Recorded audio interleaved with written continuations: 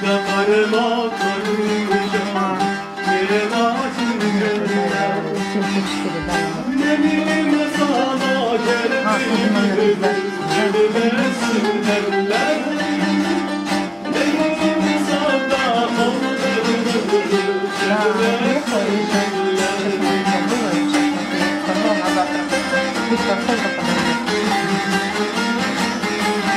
Здесь это хорошо. Она к 10 подойдет. Извините, да, я забыла.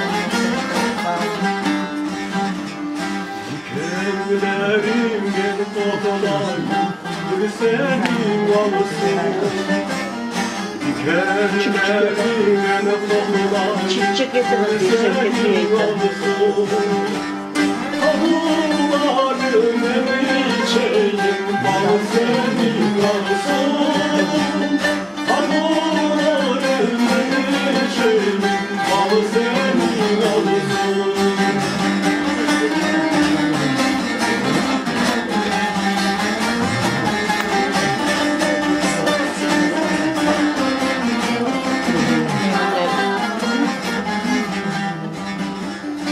Açmadan yarım penceremiz Dört yol arasına Açmadan yarım penceremiz Dört yol arasına Yaşıyor ekim parça parça Gözler yarasına Yaşıyor ekim parça Gözler yarasına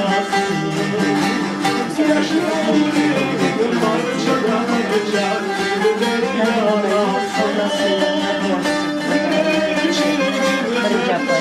Thank you.